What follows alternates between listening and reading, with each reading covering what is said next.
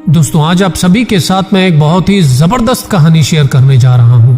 हो सकता है आप में से कुछ ने सुनी हो, लेकिन मुझे लगता है इस कहानी को हर व्यक्ति को अपने जीवन में एक बार जरूर सुनना चाहिए।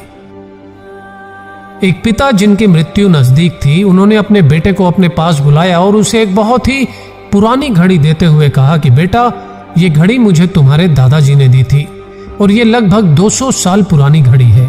इससे पहले कि ये घड़ी मैं तुम्हें सौंप दूं, मेरी इच्छा है कि तुम इसे किसी कबाड़ खरीदने वाले के पास ले जाओ और उसे बताओ कि तुम इसे बेचना चाहते हो और पूछना कि वो इसकी क्या कीमत दे सकता है। बेटा उस घड़ी को लेकर एक कबाड़ी की दुकान पर गया और जब वो लौट कर वापिस आया तो उसने अपने पिता से कहा कि पिताजी, कबाड़ी ने मुझे इस बंद पुरानी घड़ी के बदले 20 रुपए ऑफर किए। पिता ने कहा, ठीक है, अब तुम इसे किसी ज्वेलरी शॉप पर ले जाओ और पूछो कि वो इसकी क्या कीमत दे सकते हैं। बेटा उस घड़ी को लेकर एक ज्वेलरी शॉप पर चला गया और जब वो लौट कर आया तो उसने अपने पिता से कहा कि पिताजी, उस ज्वेलरी शॉप वाले ने मुझे इस घड़ी के 200 रुपए ऑफर किए।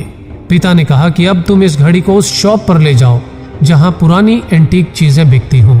बेटा पुरानी एंटीक चीजें बेचने वाली शॉप पर गया और वापिस आकर अपने पिता से कहा कि पिताजी, उस एंटीक शॉप के मालिक ने मुझे इस घड़ी के 2000 रुपए ऑफर किए, क्योंकि ये एंटीक तो है लेकिन इसके ग्लास पर स्क्रैच बहुत ज्यादा है। पिता ने पुत्र से कहा कि अब एक आखिरी बार तुम इसे किसी म्यूजियम में ले जाओ और वहां इसकी कीमत पूछ कर आओ। बेटे की आंखों में अब कुछ प्रश्न थे, लेकिन मृत्यु के करीब पहुंच चुके अपने पिता की आखिरी इच्छा वो बिना किसी प्रश्न पूरी करने के इरादे से एक बार फिर से उस घड़ी को लेकर म्यूजियम चला गया। इस बार जब वो लौट कर आया तो उसकी आंखों में एक चमक थी। उसने अपने पिता को बताया कि म्यूजियम वालों ने मुझे इस घड़ी के 20 लाख रुपए ऑफर किए ताकि वो इस दुर्लभ घड़ी को अपने म्यूजियम में रख सके। पिता ने अपने पुत्र से कहा कि मैं तुम्हें इस घड़ी के माध्यम से ये सिखाना चाहता था कि इस दुनिया में सही जगह पर ही सही तरीके से सही वैल्यू मिल सकती है और ये बात इस संसार की हर चीज पर लागू होती है, इंसानों पर भी।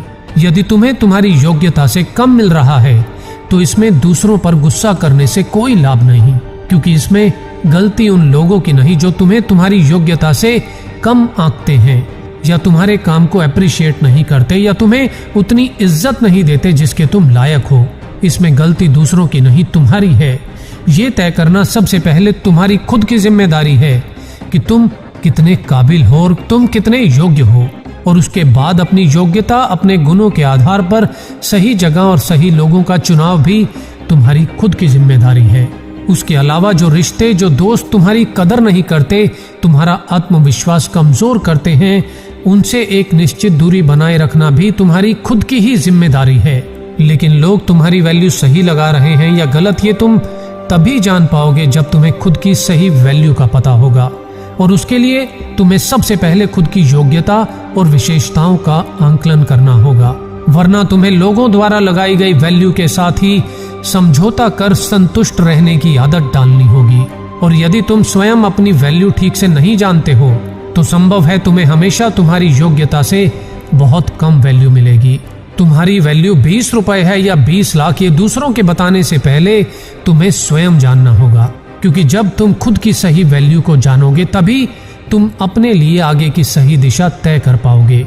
और यदि आज तुम्हारी वैल्यू केवल 20 रुपए या फिर केवल 200 रुपए ही है तो परेशान मत होना, क्योंकि यदि तुम अपनी सही वैल्यू जान जाते हो तो अपनी वैल्यू, अपनी औकात को तुम हर दिन धीरे धीरे बढ़ा सकते हो। बस उसके लिए पूरी जिम्मेदारी के साथ हर दिन पूरी मेहनत, पूरी निष्ठा, पूरी शिद्दत और मजबूत संकल्प शक्ति के साथ खुद को खुद का बेस्ट वर्जन बनाने में खुद को पूरी तरह से झोंक दो और इतने काबिल बनो कि भविष्य में तुम्हें कभी भी कम वैल्यू पर समझौता ना करना पड़े। और ऐसा तुम्हें निरंतर करना होगा, अपने अंतिम क्षणों तक करना होगा। दोस्तों, पसंद आया हो तो लाइक के बटन को जरूर दबाना और आपके वो सभी अपने जिन्हें आपकी या अपनी खुद की सही वैल्यू का अंदाजा नहीं है, उन सभी तक इस वीडियो को व्हाट्सएप कर आगे जरूर पहुंचाना।